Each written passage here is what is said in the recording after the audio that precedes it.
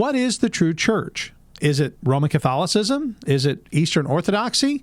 And do Protestants even deserve a seat at the table? Now, this isn't a new question, but it's certainly a question that has a lot of new engagement, especially on social media. And one of the arguments often leveled at Protestantism is that it's just not historic. It's only 500 years old. Well, today my guest is Gavin Ortlund. He wrote a book entitled What It Means to Be a Protestant. And he argues that not only is Protestantism biblical, but it's also historically defensible as well. So stay tuned for this episode of Your Calvinist podcast, which begins right now.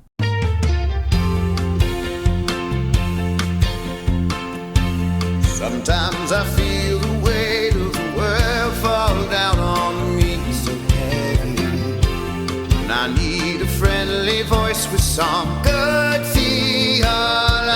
Calvinistically speaking, so I mix a manly drink, Pepsi and shoe polish, and I hit the YouTube link. Don't say hit, that sounds violent. And I feel my troubles all melt away. Oh,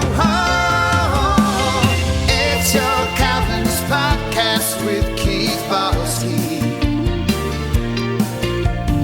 Beards and bow ties, laughs till sunrise. It's your Calvinist podcast with Keith Foskey. He's not like most Calvinists, he's nice. And welcome back to Your Calvinist podcast. My name is Keith Foskey, and I am your Calvinist. Earlier today, I had a wonderful conversation with Gavin Ortlund about his book, What It Means to Be Protestant. We talked about some of the main differences between Protestantism, Roman Catholicism, and Eastern Orthodoxy, and we even talked about some of the differences we have as Protestants as well. I want to encourage you to stay through the entire interview. We talk about everything from icon veneration and Mariology, all the way to distinctions between Protestants about things like penal substitutionary atonement and our views on the sacraments. So without further delay, here's my conversation with Gavin Ortlund. The book is What It Means to Be a Protestant by Gavin Ortlund, PhD from Fuller Theological Seminary and the president of Truth Unites. Gavin, thank you for being on my show today. I really appreciate it. Happy to do it. Looking forward to the conversation. Thanks for having me.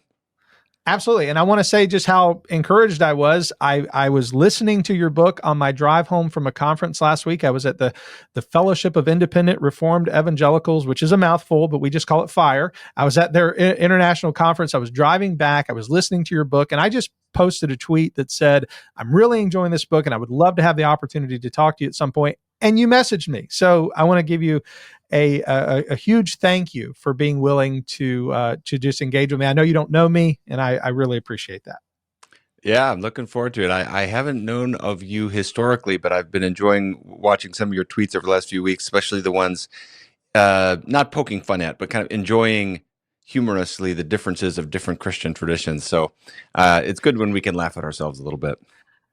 I love to tease denominations, and I think most people realize it's me teasing with tongue in cheek. I'm not intending to be hurtful, even though sometimes there are a few ribbing jabs that go out for sure. Well, I know that most of my audience probably knows who you are, but there may be a few people who are listening who don't know really a lot about you or your background. I mentioned that you're a PhD from Fuller, that you're the president of Truth Unites. You're also a pastor. Am I correct? Or no, I'm sorry, a theologian in residence at Emmanuel Church. Is that correct? That's right. Yep. And that's here in Tennessee in the Nashville area. And then I'm also a visiting professor at Phoenix Seminary in historical theology. So my academic work is in historical theology, but I also do a lot of apologetics. I'm really interested in evangelism and helping people understand the gospel right now. So that's another sort of academic area and also area of kind of public theology. Can you tell us what a theologian in residence does? Because I'm a small church pastor. We don't have one of those. I guess I would be that. Me and the other elders would be our theologians. But what is a theologian in residence? What's I just do the task? laundry of all the other pastors. Okay. No, it's just a teaching role. I teach a seminar each Sunday morning, and then I will pinch hit preaching Sunday mornings and teaching on Wednesday nights. Oh, okay. Wonderful. I have something that I call Sanctified Shenanigans. Most people know me for a little bit of humor, and I like to, in my getting to know you portion, since this is our introductory conversation, I want to ask a few fun questions and just ask, if you don't mind, for you to kind of give me your answers. These are sort of a fast five Sanctified Shenanigans. Can we do that? Sure. I'll be brief so we can get through them. Sure. Number one, why is Dwight Schrute your favorite character from The Office, and which figure from church history do you think he is most like? Ooh, what a fun one. Okay, I can't be brief on this one. We got to take at least 20 minutes for this. This will be the most important part of the podcast. Dwight Schrute is awesome. My wife's favorite character is Andy Bernard, the Nard dog. Yep. I like Dwight. I think it's because I love how seriously he takes himself. I find that funny. I think sometimes you see these, they're somewhat caricatured, but these personalities, and you think, oh man, there's some defects in those that some of us can relate to at times. And yeah, and then I just like Rainn Wilson as a person. I think sometimes, honestly, the outtakes and the bloopers are just as funny, and you can tell they're having fun when they're recording. So, but something about his personality I find hilarious. And church history, it'd probably be someone who's very austere. Oh man, Dwight is so unique. I mean, you think of having a beet farm and his cousin Mose and all these things. I'm like, I don't know if there's someone that can map onto that in church history, but it might be someone very, very austere, maybe like a Tertullian or someone in the early church who's like, very serious minded or something like that. Well, that's great. When I announced this show, I mentioned that that Dwight was not my favorite character, and I said I would tell everyone what it was on the show. So I did want to say it's a surprise because most people thought I would either say Jim or even Michael, but my favorite is Daryl. Is from the warehouse, Daryl from the warehouse. Yeah. Yeah, and it's because of one moment in the show, in the episode where they were doing the golden tickets, where Michael was doing the golden ticket thing, and he comes down because all the tickets went to one place, and it ended up giving a discount to a huge supplier. And he comes down to Daryl and he says, "Hey, you idiot!" And Daryl says, "Start over." He just has this really cool moment, like start that. And I just thought, I wish I was cool. I'm not cool. I've never been cool. I was a professional magician in high school. That's to tell you how uncool I am. Like, these are things like I've never been cool. So I just think Daryl's cool. So he's sort of my favorite, like, wish to be character. Daryl's great. He's I feel like a lot of the other characters take on some of their personality in responding to Michael. And I think Michael and Daryl, the way they interact with each other and the way Daryl pulls out a certain side of Michael is good. So yeah, no, Daryl's a great character. All right. Number 2, what is what is your completely useless talent that you're strangely proud of? A useless talent that you're strangely proud of. Oh man, if I don't have any and I can't think of any, this is going to be ultra pathetic here. Nothing is coming to mind. Does this mean I have a useless? You should have sent this to me in advance so I could think of something. Oh, I'm sorry. I guess I should have. Yeah. 5 young kids, so I don't have any spare time for things. I'm trying to think of things I did growing up. I mean, yeah, I don't know. I if I can't think of anything, what does this say about me? Something bad, I'm sure. Well, I guess we'll say it's not a useless talent. You're a fantastic YouTuber. Your channel's taken off. It's huge. So I guess that's not a useless talent though. That's a very useful talent. Yeah. Well, one thing that's interesting about that is when I started my YouTube channel a couple months into COVID, I had absolutely no clue about anything related to really either social media very much, but especially cinematography and videos and cameras and everything. So I learned it all on the fly, and I find it kind of fun. I don't know if you experience this, but I just find YouTube love it. Yeah. Yeah, I have a 10 by 12 shed in my backyard, and I turned it into a studio. That's what you're looking at. This is a metal shed that's been spray foam insulated, sheetrocked, and became a room. There's a little window unit air conditioner that keeps me alive. When did you start your YouTube channel? Right after COVID. Well, during COVID, same as you. Yeah. It was because I wanted to be able to connect with our church, and we, a lot of people weren't having social connections at the time. So I did a daily program called Coffee with a Calvinist, and that's sort of where the name comes from. It was just a daily, I would drink coffee and talk about the Bible, and it was a 10-minute show. I did it for a whole year. And then it became a weekly interview program, which was Conversations with a Calvinist. And then last year, because Your Calvinist sort of took off on Twitter, that's my name on Twitter, I just changed it to Your Calvinist Podcast. So it all connected. Nice. Yep. Same as me. Same during COVID. So a lot of these things have started in that window of time. It seems. I jokingly say that the company that makes these microphones and those cameras, they were so thankful for COVID, because since then it has so exploded. If only I had invested in Zoom stock in like February 2020, you know.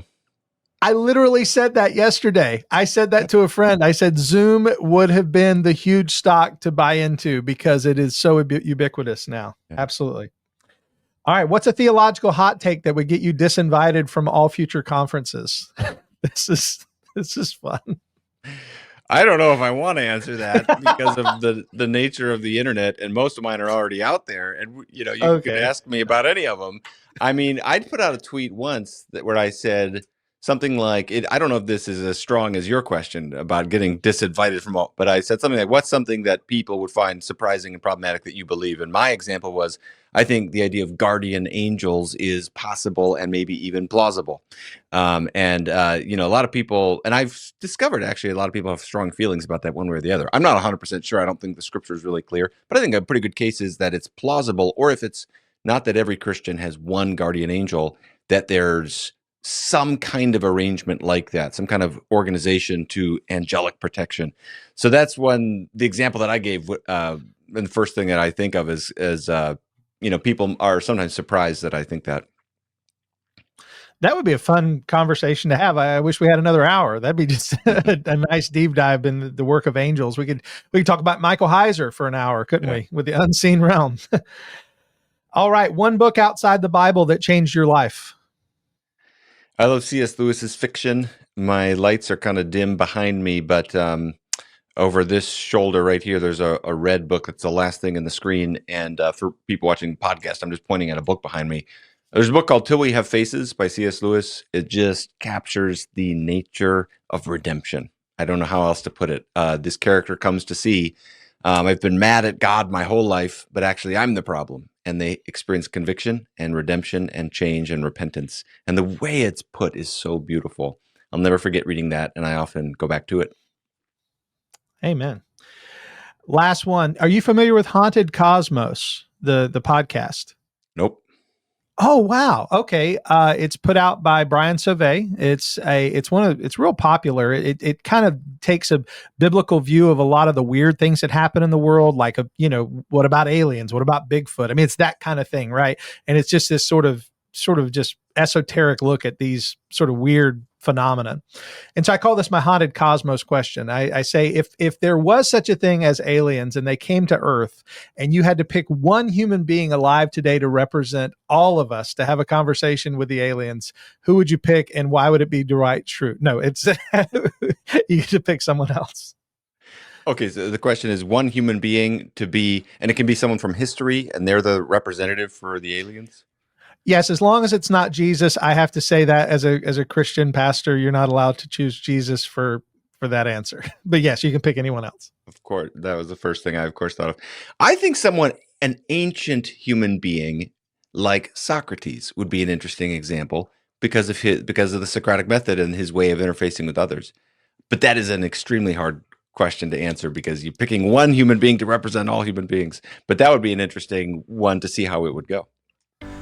Hey guys, I just want to take a second to remind you that this show is a ministry of Sovereign Grace Family Church. So if you're in the Jacksonville, Florida area and you're looking for a church, look us up at sgfcjax.org. Also, I want to mention our two channel sponsors. First is Squirrelly Joe's Coffee. It's the best coffee in the world and it can be shipped directly to your home. And if you go to squirrellyjoes.com/YourCalvinist, you'll get a free bag. Also, I want to mention Dominion Wealth Strategists. I'm going to have a commercial for them later in the program, so be sure to watch to the end to see how they can serve you.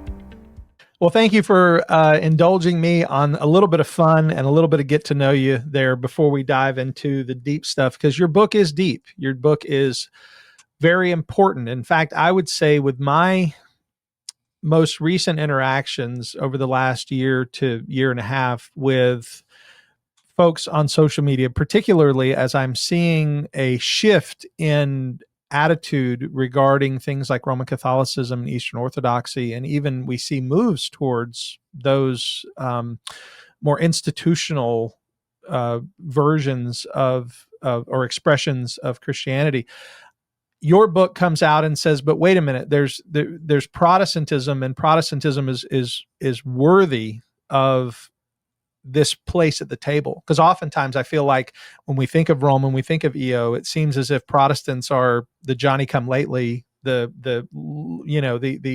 unwelcome to have a seat at the table. And you say, but wait, there's a reason to be Protestant, and you give your reason and what it means. But this all began because you were seeing the same things I was seeing, maybe just a little bit earlier, because you've been dealing with this a little longer. So tell us a little bit, and this is in the introduction of the book, tell us about how you came to do what might be called Protestant apologetics. Sure. It was never something I set out expecting to do. It hasn't been a historic interest of mine, really. I mean, a little bit, but not as a major focal point. And but I just began to see a need and a pastoral burden to try to meet that need as I'm watching young men who are struggling with anxiety, and they're wondering if they're in the one true church. And in some cases, they're wondering if they're going to be saved if they're not in the one true church. And my heart is drawn to them at that point to want to offer to them the gospel that they would find in Jesus Christ, complete forgiveness of sins and an assurance in their heart through the work of the Holy Spirit. So I do think sometimes, and this is not true of every case, but sometimes what is underneath the hood, so to speak, driving some of the energy and worry about these conversations among different Christian traditions is a need in the heart for basic communion with Christ, and the basic mechanics of the gospel and what Christ offers to us. So I began with that pastoral burden, and I just noticed there was a lack of representation of the Protestant side. My sense, not completely, but as a matter of emphasis, my sense is a lot of Protestants avoid the conversations. And we have caricatures of the other side. I've known a lot of Protestants who've never heard of the other Eastern traditions outside of Roman Catholicism and Protestantism. Maybe they've heard of Eastern Orthodoxy, but they probably haven't heard of the others, like the Oriental Orthodox and the Assyrian Church of the East. They may not know much about Eastern Orthodox. And it's just kind of on the sidelines in the periphery. It's not really something that we focus on. And I think that actually sets people up for failure in terms of engaging with those traditions. So I just wanted to help, wanted to offer a resource that could serve people, and just going through some of the basic talking points of what is Sola Scriptura, why is that defensible? Are Protestants the latecomers in church history? As you said, I think we can make a really good case that actually no, Protestantism is ancient. And actually, it has a more robust and more organic vision of the church and church history. Justification by faith, abuses in church history, violence in church history, idolatry that happens, especially in medieval church history. Just wanting people to know some of the facts, so yeah, basically looking at the landscape, see a need, pastoral burden, want to try to meet the need. It all started with that.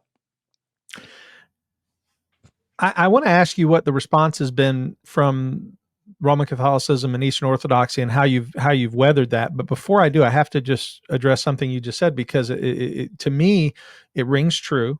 But I know someone listening to this, especially someone, and I do have a lot of Roman Catholics who listen to my show, a few Eastern Orthodox folks who listen.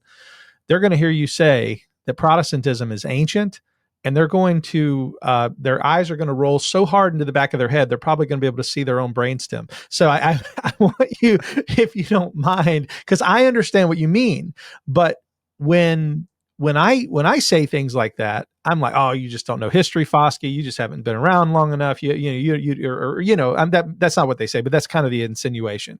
Is you're speaking, you're speaking from wishful thinking, not from legitimate history. So when you say Protestant is ancient, you're not saying that like Lutheranism as a institution is ancient, but you're saying the beliefs and teachings go back into the ancient church. Beliefs and teachings, and also the ecclesial reality, or what we really understand the true church of Jesus Christ to be, goes back. So one theologian named Francis Turretin has a passage where he addresses the charge of newness from the Counter-Reformation, and he's saying the effort of reform is new, the thing being reformed is not new. And so the basic insight here is that we think the Protestantism was not the creation of a new church, nor was it even the resurrection of a dead church. It was a reform of the church. And it's not that conceptually complicated, but I do agree with you. People really struggle with this. If someone on the other side in the non-Protestant space wants to sympathetically understand, they might just consider, of course, we're aware that the reformers themselves lived in the 16th century. So if we say Protestantism is ancient, they might be curious, just to at least wonder, what do we mean by that? And that's where we have the opportunity to explain. We have a view of the church that it is not restricted to one institution. So you don't have to be under some formal, visible hierarchy to be a member of the church. And also, we think the church is fallible and can make mistakes and make even grievous errors. Even while the church is still alive, there can be grievous errors in the church. And to some extent, they'll agree with that second point. But the point is, so we're looking back through church history, and we're saying there's a larger organic reality called the church. And the Reformation was not in any way an effort to depart from that or to start a new church or something like that. It really was, as we call, a reform. And I often use the word accretions. You mentioned noticing the word accretions. So, that's part of it here. It's my new favorite word. Yeah. So define it for everyone, because I had to look it up. I'm not going to lie. I did when I heard you say it, or I heard it in the book, because again, I was listening to an audiobook. I said, I got to know what this means. Yeah, it's not a word I set out looking for. It just sort of came I don't even remember when. At some point, I started using this word more, and it basically means a slow buildup. If you think of a pipe that's getting clogged with more and more dirt, so it's slowly getting constricted bit by bit by bit by bit by bit, that is an accretion. And what Protestants have argued historically is that many of the errors we are seeking to reform are the result of a process of accretion.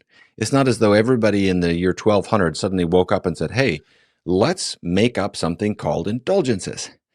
Rather, you have practices of church discipline, and then the alleviation of consequences of church discipline in the context of the sacrament of penance that are going on in the early church. And you've got a long process of accretion.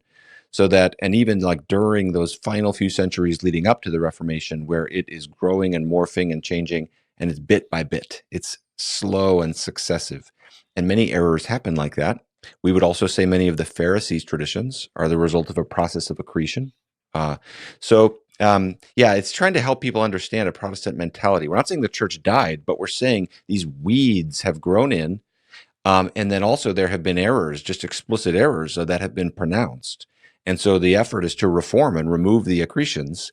And I think that's an eminently reasonable vision of church history. I think when we study the history of the church, we can all reckon with the fact that there's horrific crimes and sins and brutality that happens and errors that happen. And a lot of them are the result of an accreted process that's bit by bit. Yeah, and we could probably walk through and say that same thing has happened in Protestantism. There are churches that have allowed things to creep in. You had a 2-hour conversation with our mutual friend Redeem Zoomer, who was saying something that you had a disagreement with. I actually listened to your initial response to him, which I thought was very gracious. And then you had a 2-hour conversation with him, and you were talking about things that creep in. When do you leave? That was the whole concept, right? When do you leave a church? Well, when the things that have crept in have overshadowed the gospel. I was in a church when I was a kid who had a pastor that didn't believe in the virgin birth. And so I mean, that was something that nobody knew when we hired him, that was his position. And come Christmas time, it became very obvious, because he was telling us, Isaiah didn't say virgin, in the prophetic passage, and it means young woman, not virgin. And these arguments started to come out, and everybody was like, wait a minute, we didn't even think to ask him this when we hired him. We thought this was a foregone conclusion. Doesn't everybody believe in the virgin birth? But the answer was apparently not. Yeah. Yeah, that's a tough one. And I would encourage people not just to pile on Redeem Zoomer, but to watch the full interview and try to understand where he's coming from. Because even though I strongly disagree with him, I don't think his position deserves. We want to treat him with respect in the way we respond. But the concern here is, sometimes the accretions, what I hear you saying is sometimes the process of accretion gets you all the way out of orthodoxy to where you can't even Yes. recite the Apostles' Creed. Maybe you don't even believe in miracles. Classic liberalism. This is why I think it's so important for Christians to be careful in the way they use the term liberal today or heretic today. People throw that term around for anything they disagree with, often with complete ignorance of church history and what has historically been classified as liberal. But historically, liberalism was people like Friedrich Schleiermacher and those in his wake who are really reducing the supernatural out of Christianity. So you don't have miracles and you don't have just the basic idea of the gospel of a God who breaks in to save. And so when it gets to that point, I think we are actually obligated to follow God by resisting and attempting to reform those errors. And sometimes that means departing and building and planting and so forth. And people can watch our discussion to trace out how we were thinking about that. And that's part of the book. The subtitle of your book is The Case for an Always Reforming Church, right? Which is the whole idea of semper reformanda, that we're not saying that as Protestants we have perfection, but we have a willingness to address error. And when things are put into institutions, such as we see in Roman Catholicism at times, and even in Eastern Orthodoxy, when things are ensconced in institutions and pronounced de fide, you must believe this. And we say, but wait a minute, you don't have to believe that. And you use two good examples in your book. You use the example of the Assumption of Mary and the example of the veneration of icons. You say, we don't have to believe this to be saved, but you do have to believe this to be Roman Catholic or Eastern Orthodox. Am I kind of addressing that correctly? Kind of what you were getting across? Those issues are very poignant to me, and they're representative case studies in the section of the book on church history, because what I'm trying to point out there and what I really believe is that they actually don't just, it's not merely that they are unnecessary for salvation. And it's all, in addition to that, it's not only that they are not scriptural, but it's actually that they're not historical. And so the concern here is that not only are we adding unbiblical requirements for salvation, but actually we're contravening the trajectory of the early church. And I've done videos on these topics to make that case. With all due love and respect to those on the other side of these issues who disagree with me, I need to say I think the case is very overwhelming against them being not just apostolic, but against them having any sort of instantiation that can be discerned from historical study for about 300 or 400 years. And in the case of icons, honestly, you could push that a little bit because we're talking about a specific practice of venerating icons. So those would be good examples where the idea is Protestantism isn't just pushing against that which is unbiblical. It's pushing against that which is a late accretion, where the process of accretion doesn't start until, in some cases, generations and generations after the apostles had already died. Yeah, and I have to say, again, that portion of the book, particularly regarding icons,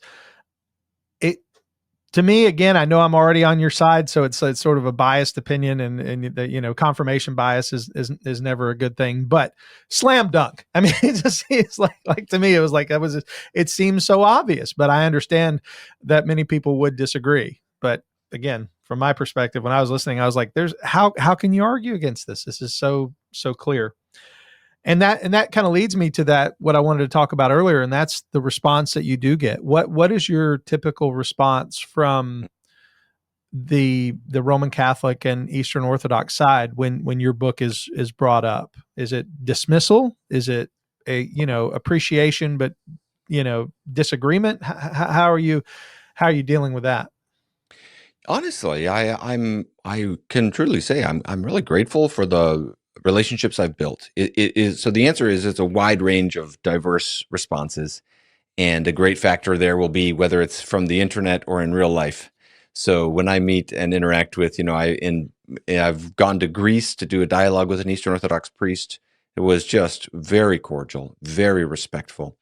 Some of these Eastern Orthodox priests are very good academics, and so it leads for a great opportunity for dialogue. And I've done lots of debates. I have some dear friends who are Roman Catholic, and we disagree, but we still retain friendship and talk. And And then, but those tend to be more in real life. Although in a few cases through the internet, I've gotten to build a friendship with someone through phone calls and that kind of thing as well. Online, there's a range. There are, I mean, in the worst cases, it's pretty bad. There can be some really toxic, harassing type behavior. Most people in those traditions are not against me. They're just for their tradition. So they might get defensive. But then, they'll see me do another video on apologetics general, and it's like, oh, okay, well, he's not so bad. And so we try to maintain, I do value trying to maintain a positive relationship however we can, on social issues and other matters, we can really come together. So yeah, it's a total wide range, but it always goes better in real life. I will say there are three main groups that I tend to have friction with. One would be the non-Protestant Christians. That's what we're talking about right now. Another would be atheists online, who can be that whole entity has its own culture, and that can be very intense, and you can get piled on from them. And then another would be Protestant Christians who are either way to my right or way to my left, both of whom there can be sparks that fly there. And honestly, of those three entities, I've found the most opportunity for progress with the first of these three, the one we're talking about now, the non-Protestant Christians. And I think that's just because there's so much caricature. And as soon as you start peeling off the caricatures, you're able to make some progress. So there are some really sincere and kind people in these traditions, and I'm honored to know them. One of the specific claims that you make in the book is that you feel like, and I'm not quoting directly, but I think I'm getting the general idea of the quote, was that Protestants are the best Catholics, and I don't know that that's a direct quote, but something similar that you said, basically that in regard to the little c Catholicism, which is in regard to the universality of Christ's church in the world, that you think that they're the best. Am I saying that right? And if so, can you elaborate on that? Yes, and I've been thinking about this for so long that to me it's no longer at all foreign to my ears to hear that, but I understand for viewers and listeners, they might get tripped up with this terminology. But Catholic just means universal. And Protestants, as we say, don't restrict the church to one institution. We think that it can be a valid church that's a Methodist church down the street, and then there's a Baptist church over here, and they're both part of the one true church, even if they don't have an institutional unity. So historically, the non-Protestant traditions they've all claimed, and this is true for the Oriental Orthodox as well, we are the one true church. And so our bishops are the real successors of the apostles. And that's been understood pretty restrictively historically. So if you rewind the clock to Luther and Calvin's time, it's fascinating. Luther and Calvin are basically the ones defending the Eastern Orthodox and the Oriental Orthodox and saying, no, they're true Christians, over and against the Catholics of their day who said, no, they're not in submission to the Pope, so they're not going to be saved. And I think we forget how radically different it was at that time. It's true. Both the East and the West, prior to the Reformation, kind of regarded the other as off of Noah's Ark, so to speak, outside of the one true church wherein there is salvation. And there was an extremely institutionally restrictive view of the church. And Protestantism broke that open, and I think that's a good thing. I think it allows us for more charitable judgments, but also just judgments that I think are more consistent with the New Testament, where we're basically measuring churches by doctrine, by fidelity to Christ, not by the institutional overhead. And that's a huge part that, and this may take us into a little bit of a longer part of this conversation, because one of the chapters in your book is on apostolic succession. And one of the things that I keep hearing is that if you don't have that succession, that, and I've even heard it stated, hand on head succession, like this man put his hand on this man's head, and then this man put his hand, like all the way down this sort of chain link that takes you back to the apostles. If you don't have that, then you don't really have any claim to legitimacy in ministry or to a church. So like for me, I'm a Baptist. Our church actually comes out of the old Disciples of Christ. So we were part of a mainline denomination. We left the Disciples because it was so it had become so liberal. So we became non-denominational for a season, and then we became confirmed in our convictions regarding Baptist theology, and became a Baptist church. But we're not a historic Baptist church. We became a Baptist church because we adopted that theology.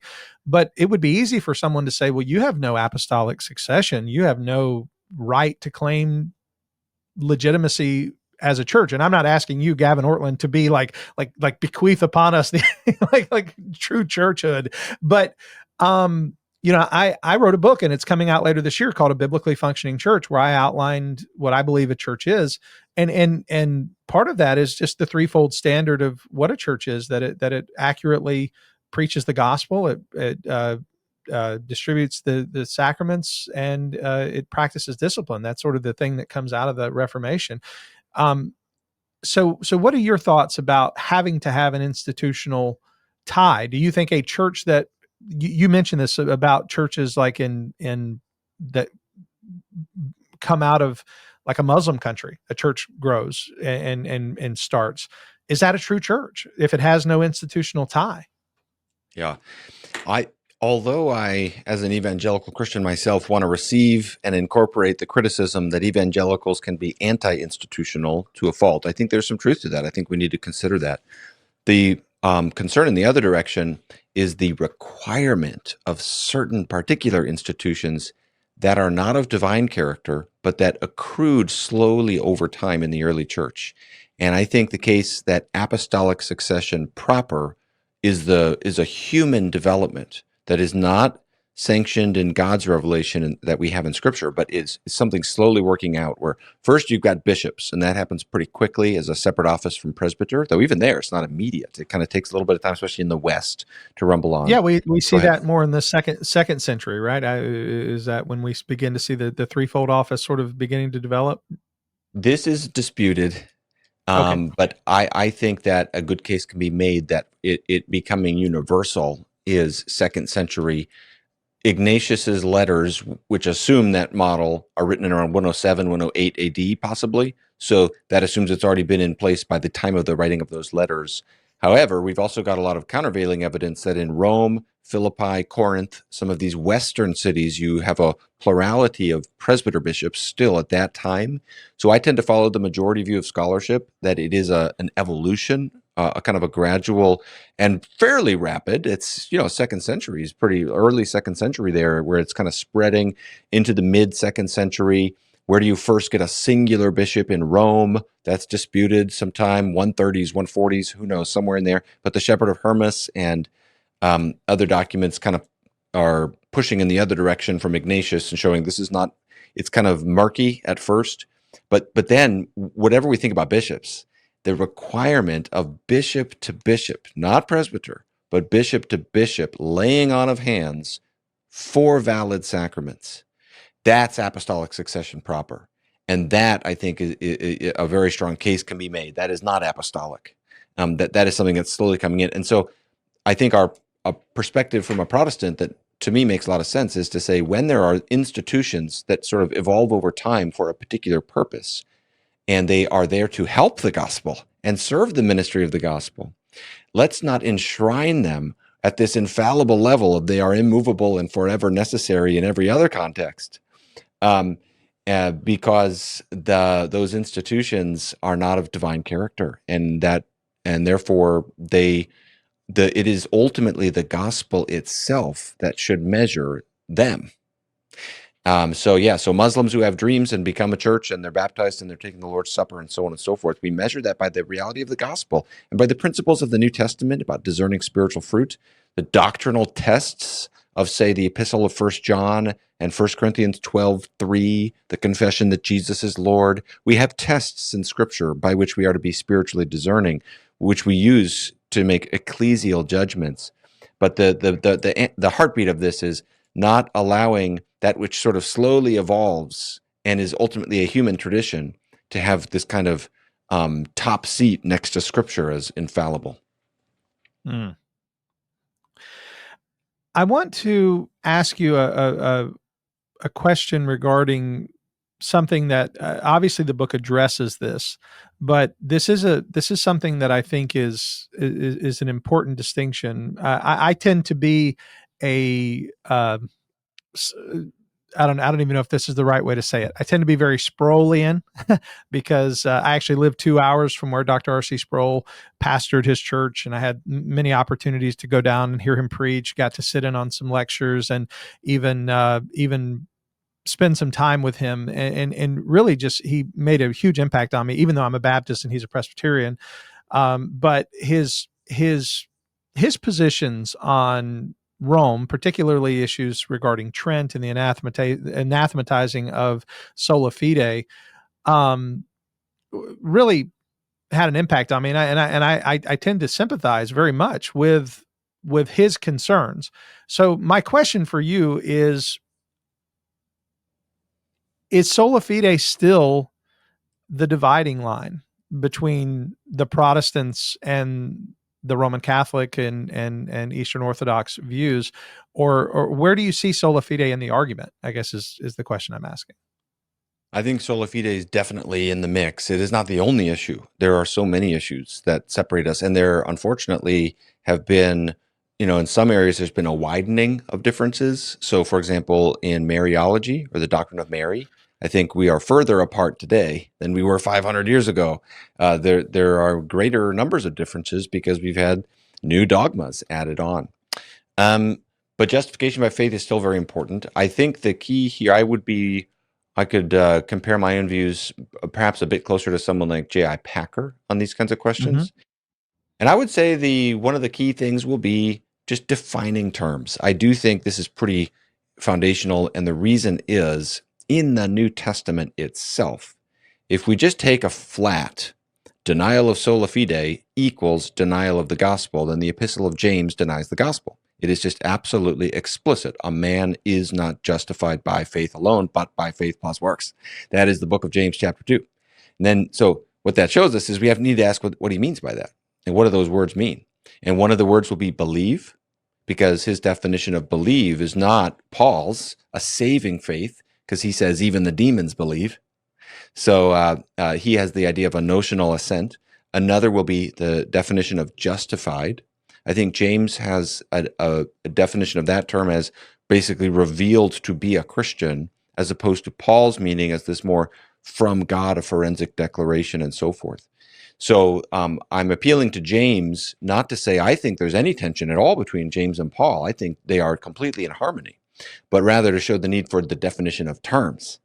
And I do think that for progress to happen in those conversations, I think that will be the key way forward, to ask, okay, what do they mean by the term justification, by the term faith, and then there's other relevant terms as well. Okay, and I understand for sure where you're coming from, and I think this is a conversation I've had with other people because I've read the canons of Trent, and even on my show I've talked about the specific canons where if it says if any man says that he has received is justified by faith alone, let him be anathema. If any man says that his good works do not contribute to his justification, let him be anathema.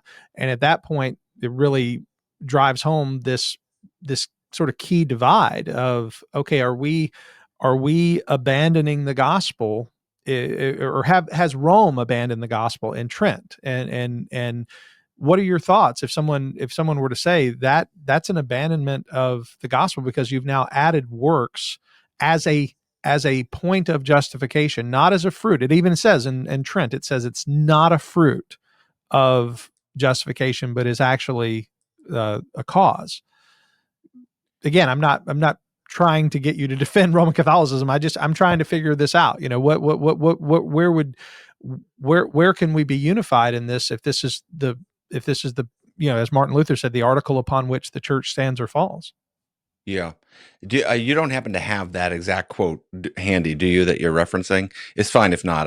Because my memory of it, actually, there's like 3 canons that are most problematic, and they all have a qualification of in such a way as, or and by that he means, and so on and so forth. So I actually think as I read through the canons of Trent very carefully, it's actually a bit nuanced. So if not to put you on the spot, if you want to pull it up, you can. And No, we can. you're fine. I'm pulling it up right now. It may take me a second, but Yeah.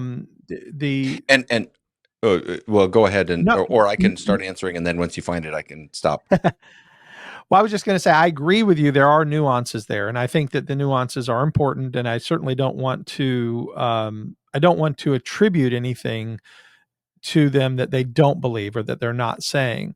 But it seems relatively, particularly within Trent in history. We know Trent is the sort of the counter Reformation.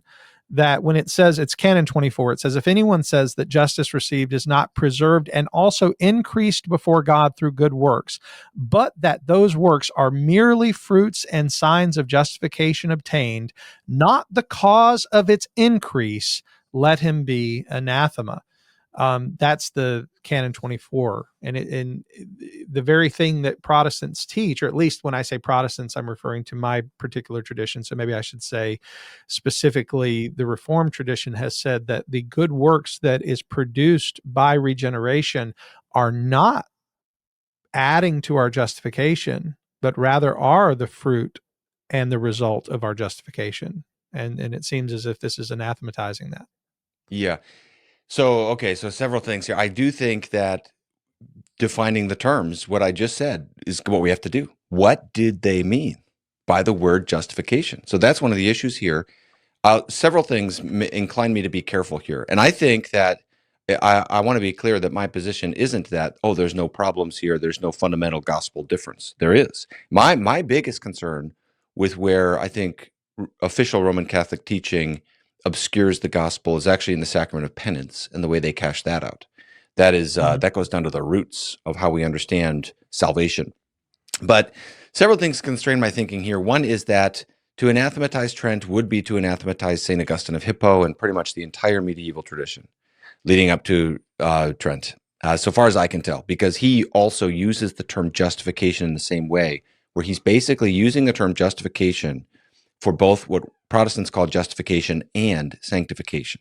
So justification for Augustine means making righteous. It means actually, literally becoming righteous in our actual conduct.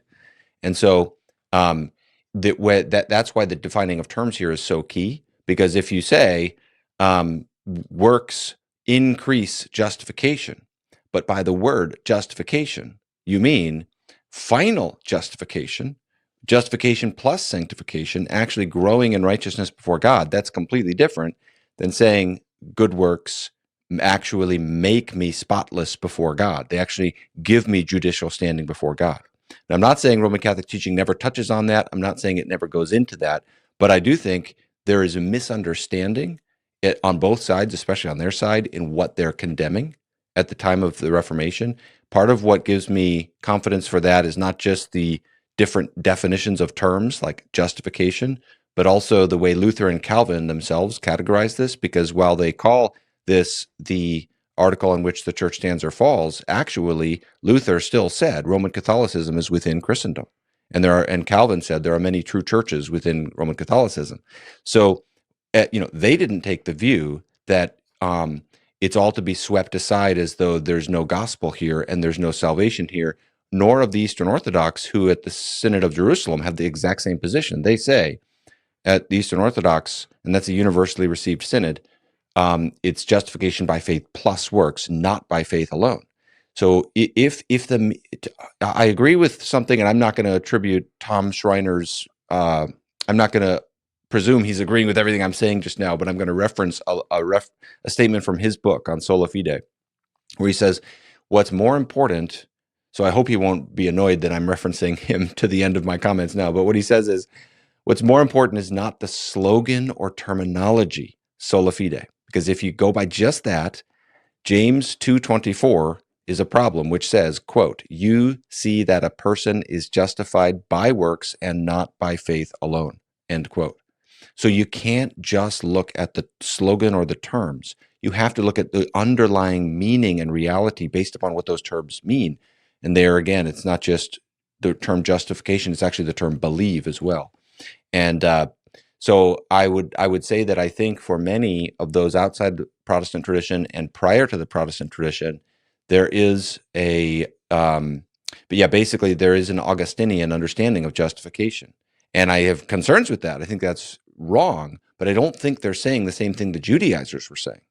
So that might be overly nuanced for some. I understand some just don't have patience for that, but I actually think we have to be nuanced, and defining these terms is important. One of the reasons for that is I do meet particular individual Roman Catholics and Eastern Orthodox Christians today where I feel as though I would be sinning if I said they are not saved. And some of them, in fact, do understand their church's teachings. When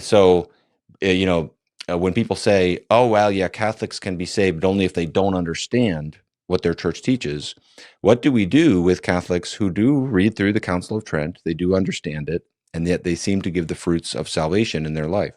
And you're welcome to disagree with me here, but I feel as though as I've wrestled with that and built friendships with some of those in that position, I don't feel like I can say this is outside of Christendom, even though the errors are very serious. And that's why I advocate for Protestantism, because I think even just on the area of justification, our differences are deep and profound, and they play out in all kinds of ways concerning assurance of salvation, but not just that, other ways as well.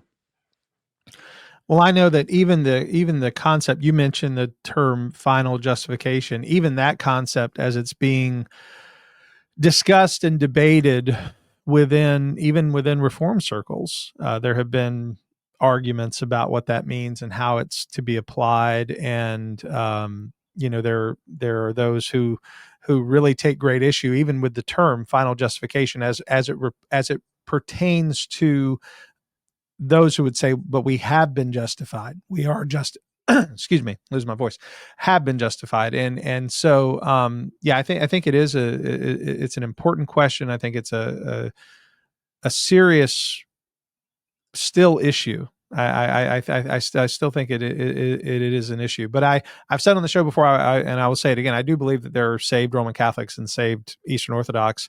I take great issue with the institutional teaching, but I'm not denying that someone can hear the gospel and believe on the Lord Jesus Christ and be saved in those churches. And that leads to another question. And again, I know I want to be respectful of your time. I could do this all day with you. I just want you to, and I know you can't. So, but another area where I think a big difference would lie, and this may bring another slight difference between you and I, and that's the issue of the sacraments themselves, the efficacy of sacramentology and the understanding of how the sacraments operate in the life of the Christian. I'm aware that you and I differ on the sacrament of the Lord's table. I've heard you discuss that, and I'm certainly not asking to debate you on it, but that would be a place where I would say I understand my position has less historic merit, because I do take a memorial position. I actually argue for a memorial position, and you argue for a real presence view. I would say, though, that our positions would be, even though this may seem odd and somebody may think I'm obfuscating here, but I think our positions are actually closer to each other than where you would be with Rome's view of transubstantiation, because that is a later developed doctrine as we would understand the arguments from Rome, in particular the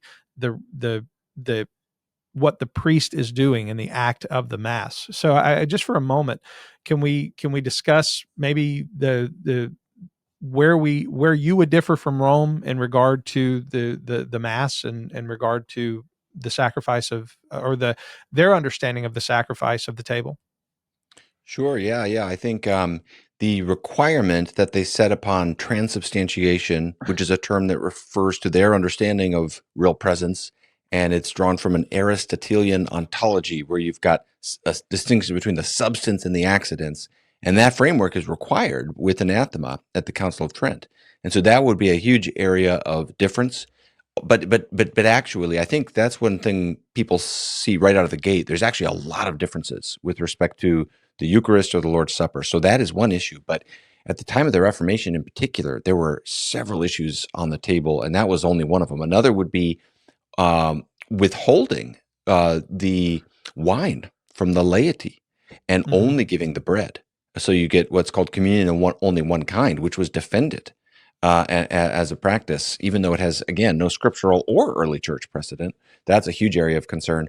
Also, superstitious practices. Bury, I'm going to have better crops if I bury some of the Eucharistic bread in the garden. This kind of thinking that happens at the street level a lot. The reformers are reacting to that. The adoration of the host rather than eating. So I'm bowing down, and the Protestants had a concern of idolatry here. You're sort of worshiping this consecrated host, but actually what Jesus said to do is eat. So you need to eat and drink, not just adore and spectate. That was another issue. And I've gone through some of these other issues, the nature in various videos, the nature of it as a sacrifice. In what sense is the Eucharist a sacrifice? Is it placating God? Is it propitiatory for dead Christians in purgatory? That was a huge issue at the time of the Reformation. So, and then abuses, financial abuses with private masses, another big issue. So there's a whole slew of pastoral issues on the ground that I think were on the table. And I think the Protestants really actually deserve credit for re-centralizing a proper practice, and they really emphasized the Lord's Supper. The Lord's Supper was a huge point of emphasis among the Protestant traditions. And I do have concern that sometimes some contemporary Protestants have a little bit fallen away from that vision, and sometimes the sacraments aren't even really emphasized very much. So, but lots of issues on the table in terms of Protestant versus Roman Catholic Eucharistic theology. Yeah, and like our church, we practice the Lord's Supper as part of every service. So every Lord's Day on Sunday, we preach the word and we administer the Lord's Supper. And a lot of people are surprised by that because so many Baptist churches only practice either once a month or some even once a quarter. I even had a guy on my show last year who said he didn't remember the last time he did it. He said they only do it annually, and he couldn't remember the last time. And I was like, "Wow, that's seems to me to be a very very much a diminishing of the value of what the role of this is in the life of the Christian." Do you think that there is in regard to the issue of how maybe I would see the table? So, as I said, I don't have an issue. Let me just kind of give you my thought. I don't really have an issue with sort of the Calvinistic spiritual presence view. I think that's a reasonable position. Is that similar to what you're advocating for, or are you advocating more for a Lutheran sort of sacramental real presence? And would you even make a distinction there? Oh, certainly make a distinction. And the Calvinist view is my view. Okay. Yeah, I've done dialogues on this where we give a taxonomy of 4 views: memorialist, spiritual presence, Lutheran, and transubstantiation. And I inhabit the second of those two, the spiritual presence view, which actually does have pretty significant differences from a Lutheran view. Yeah, and okay, so I thought so. I just wanted to make sure. I've had Lutherans on the show, very kind to me, but they did tell me I wouldn't be welcome at their table. They said, in fact, the very specific statement given to me was, "You're not buying what we're selling, so you're not welcome to come." And I was like, okay, I appreciate the candid response. And I think that, again, like I said, I would love to do a deeper dive with you as to how you come to that conclusion. But I as I said, when it comes to recognizing Christ as being spiritually present in the table, I don't take as much of an issue with that. I make an exegetical argument, at least I think I do, an exegetical argument for memorialism, and I understand we disagree, but that's just where I particularly land. Do you think that's heresy if someone takes that position? I'm not asking you to call me a heretic. Even if you did, it would be okay. But I'm asking your thoughts sort of from a historical theologian position. Right. No, I don't think memorialism is heresy. I reserve the word heresy for false teaching or doctrinal error that is destructive of the gospel, such that we now have Christian fellowship obtruded. And heresy would be an occasion for church discipline, for example. So no, I don't, the way I use that term, I don't think it'd be helpful to call memorialism a heresy. I see it as an issue that Christians can disagree on. But I do think it's important. And I do think it matters a great deal. So I would see it as an occasion for let's talk. It's a occasion for conversation and dialogue, just like you've expressed an interest in doing, because it really matters whether you understand this is something mainly I'm doing or something mainly Christ is doing. And I do think Yeah, so I'm not. I don't want to minimize this issue either and act like it's. This is where theological triage, which is something I talk about a lot, is helpful because it's a way of finessing things to say there's a spectrum. It's not like it's either the gospel or doesn't matter. Something can be very important, even if it falls short of. It's like, okay, I'm not going to say this person is not a Christian, aka a heretic, aka outside of orthodoxy, but there can be a major issue we got to talk through and work at. So, yeah, so. Hopefully that answers the question. Did you arrive at, and I'm just curious, and I've wanted to ask you this for a while. Did you arrive at your position? I want to make sure I ask this in a way that doesn't sound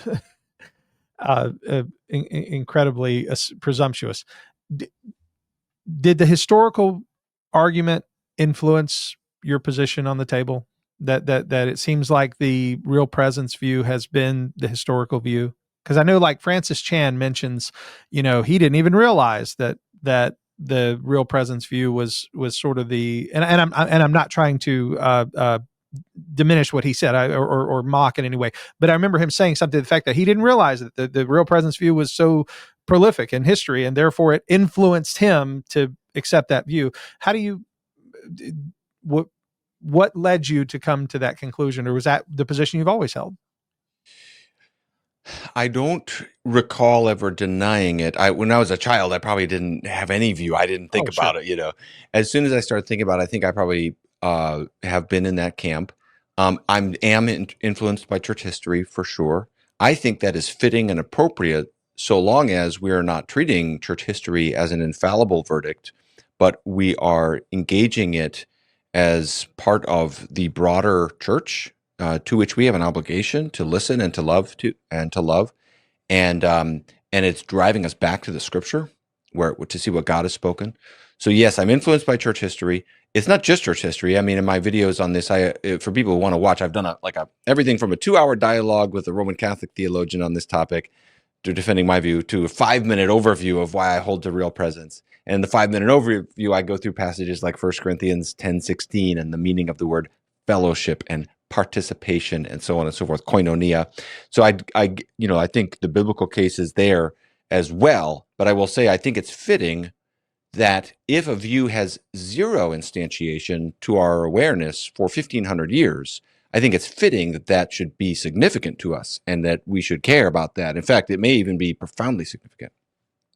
Sure. No, and I agree. That's why I think we have to, and that leads to another. And again, I feel like all of these are questions that like I said, I've got you. I want to ask you.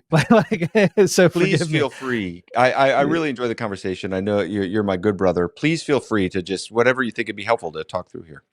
Well, I know that I've listened to you teach on the doctrine of the atonement. Again, getting back to Protestant distinctives, right?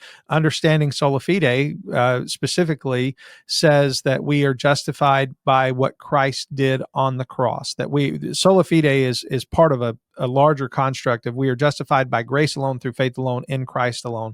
And therefore, we're trusting in what Christ did on the cross. We're in particularly not just on the cross, but his whole life, his death, burial, and resurrection. All of this applies to us in a way that provides for us justification, sanctification, and eventually glorification. So the question I would have, there's a tremendous push, especially from Eastern Orthodoxy, against the doctrine of penal substitution, which I have taught on, preached on, believe in, and I don't think you hold the same position that I do. So I would like to hear your thoughts, because my interactions, anytime I mention penal substitution, anytime I bring it up, it seems as if the immediate pushback that I get is from those in Eastern Orthodoxy who just say this is a theological novum. It's new doctrine. This wasn't the historic position of the church. This is not how the church has understood the atonement of Christ. And I think William Lane Craig's book on the atonement was good because he defended penal substitution. And I just wanted to get your thoughts on, because I understand you would hold to recapitulation as an atonement theory, but does that mean you deny penal substitution or speak at all? No, I'd be very curious to hear more of where you've gathered your impression of my view on this. I will say, I think people I don't know. But I'll meet people and they have this perception that I'm this like left-leaning liberal guy who has all these strange ideas, and I'm thinking, help me understand. I don't know Well, where that comes from. if I could just simply say, this is me watching your videos, but at sometimes watching for specific things. And I've watched a video that you did on recapitulation, but you weren't really addressing penal substitution at that point. So I maybe I've just misunderstood. I thought.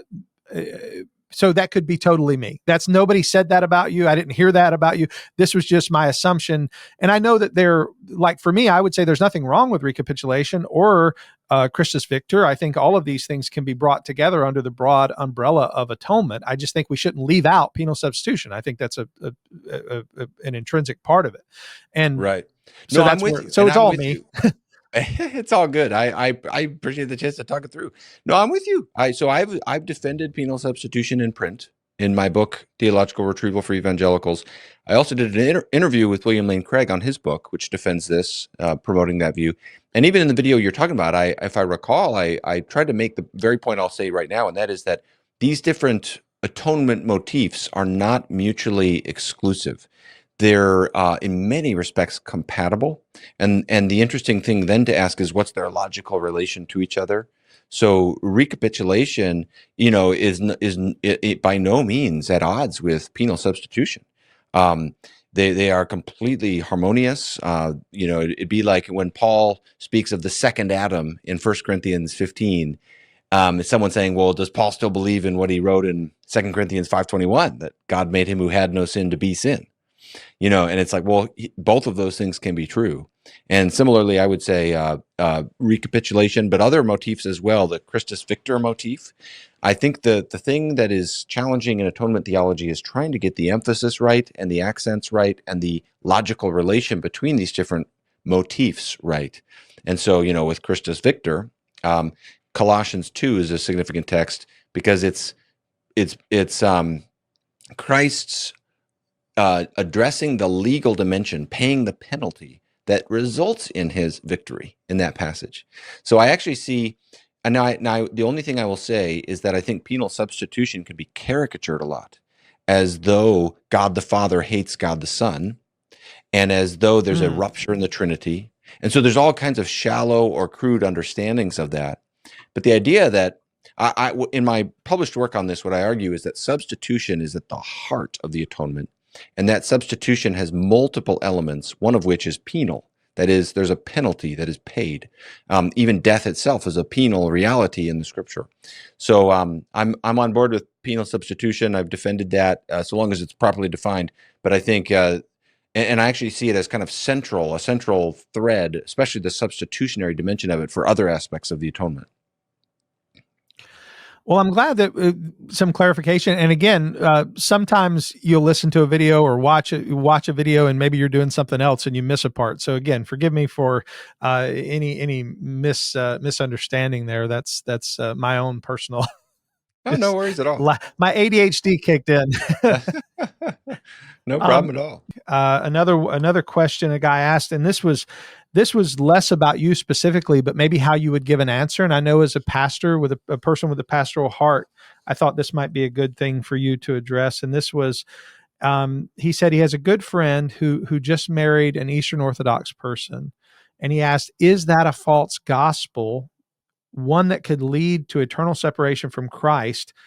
Where should I focus my study when I talk to my Orthodox friend?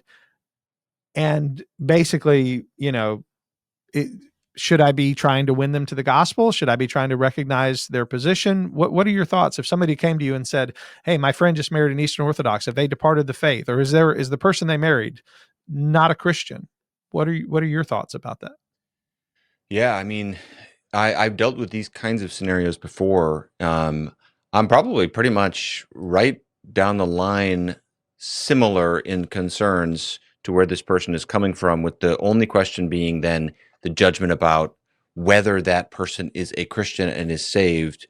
And my answer there being, you need to know more information. I take the view that as a Protestant, it doesn't ultimately come down to what institutional umbrella you're under, but your own personal appropriation of the gospel.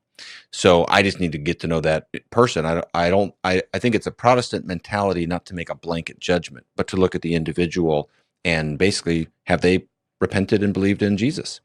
And that sometimes has happened, sometimes hasn't. But on the issue like marriage is very serious. So, now part of the challenge here is sometimes when there's a marriage happening between someone who's a non-Protestant, there's a requirement of raising your kids in that tradition and with those doctrines. And so that is a very serious matter. So so the exhortation would be, don't do that. Don't be unequally yoked. If it's a Protestant and a non-Protestant who want to get married, I would say, and this has been my pastoral counsel when I've dealt with these kind of situations, is you need to get on the same page about that. You can't get married while remaining different. And the reason in part is because of that requirement of how you're going to raise your kids. But there are other factors there as well. The part of your question about this was, should you contend for the gospel? Always and at all times. Always and at all times. And you never assume the gospel.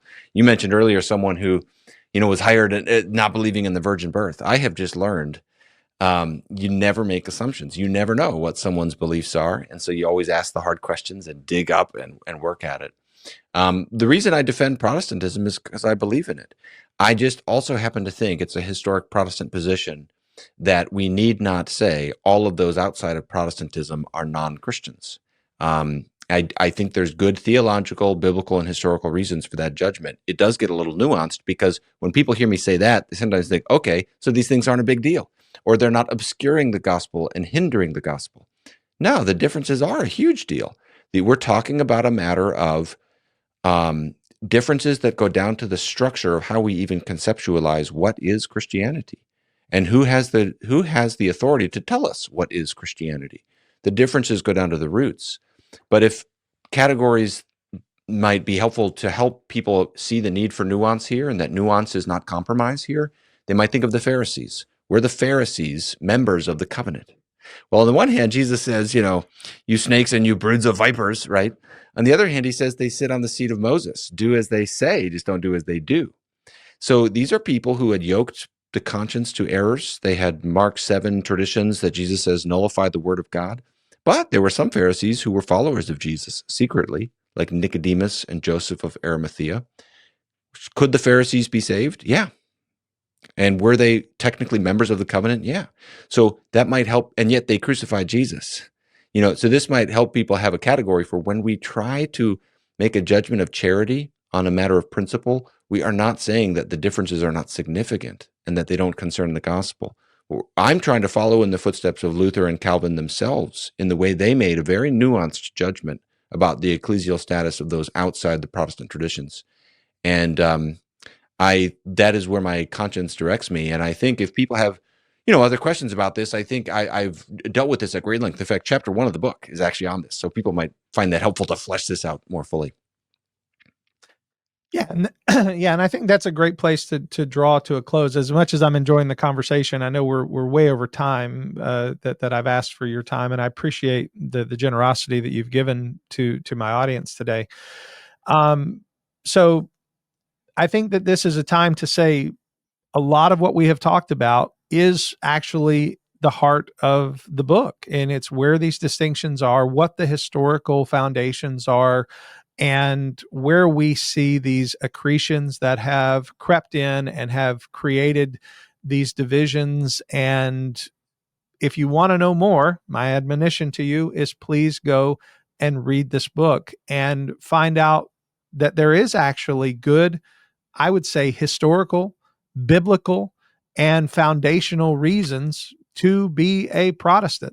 Even Protestants who may have some disagreements, like Gavin and I obviously have maybe a few things that we would disagree on, but I do believe we believe the same gospel, and that is that there is only one Savior, and he is Jesus Christ, and he is able to save to the uttermost those who draw nigh unto God through him. So, Gavin, I want to give you the last word as we draw to a close. Is there anything you want to say? Maybe point people to how they can get the book, or maybe point people toward your website or your podcast. Thanks for the conversation, Keith. Happy to get to know you a little bit. And come on your podcast, so I appreciate it. Yeah, people can hunt me down wherever. I don't think it'll be hard to Google some if they're interested in a book or something like that.